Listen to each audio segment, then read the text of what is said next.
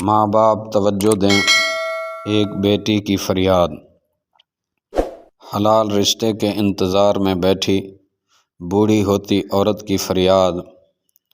لکھتی ہیں کہ میری عمر اس وقت 35 سال ہے، ابھی تک شادی نہیں ہوئی، کیونکہ ہمارے خاندان کی رسم ہے کہ خاندان سے باہر رشتہ کرنا نیچ حرکت ہے۔ خاندان کے بڑے بوڑھے جب آپس میں بیٹھتے ہیں تو بڑے فخریہ انداز سے کہتے ہیں کہ 7 پشتوں سے اب تک ہم نے کبھی خاندان سے باہر رشتہ نہیں کیا۔ عمر کے 35ویں سال میں پہنچی ہوں، اب تک میرے لیے خاندان سے کوئی رشتہ نہیں آیا، جبکہ غیر خاندانوں سے کئی ایک رشتے آئے، لیکن مجال ہے کہ میرے والدین یا بھائیوں نے کسی سے ہاں بھی کیا ہو۔ میرے دلی جذبات کبھی اس حد تک چلے جاتے ہیں کہ میں راتوں میں چیخ چیخ کر آسمانوں کو سر پہ اٹھا لوں اور دھاڑیں مار مار کر والدین سے کہوں کہ خدا را میری شادی کرا دیں، اگرچہ کسی کالے کلوٹے چور سے ہی صحیح، لیکن حیا اور شرم کی وجہ سے چپ ہو جاتی ہوں۔ میں اندر سے گھٹ گھٹ کر زندہ لاش بن گئی ہوں۔ شادی بیاہ و تقریبات میں جب اپنی ہمجولیوں کو ان کے شوہروں کے ساتھ ہنستے مسکراتے دیکھتی ہوں تو دل سے دردوں کی ٹیسیں اٹھتی ہیں۔ یا خدا ایسے پڑھے لکھے جاہل ماں باپ کسی کو نہ دینا جو اپنی خاندان کی ریت و رسم کو نبھا کر اپنے بچوں کی زندگیاں برباد کر دیں۔ کبھی خیال آتا ہے کہ گھر سے نکل جاؤں اور کسی جا کر نگاہ کروں۔ کبھی خیال آتا ہے کہ کسی سے خود جا کے کہوں کہ مجھے اپنی بیوی بنا لو، لیکن پھر خیال آتا ہے کسی برے انسان کے ہتھے چڑھ گئی تو میرا کیا بنے گا۔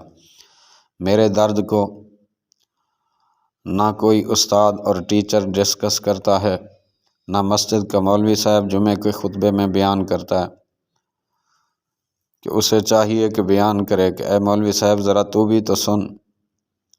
جب ابا حضور اور اماں حضور ایک کمرے میں سو رہے ہوتے ہیں اور بھائی اپنے اپنے کمروں میں بھابھیوں کے ساتھ آرام کر رہے ہوتے ہیں، تب مجھ پر کیا گزرتی ہے وہ صرف میں اکیلی ہی جانتی ہوں۔ اے حاکم وقت تو بھی سن لے۔ فاروق اعظم کے زمانے میں رات کے وقت جب ایک عورت نے درد کے ساتھ اشعار پڑھے کہ اگر خدا کا ڈر اور قیامت میں حساب دینے کا ڈر نہ ہوتا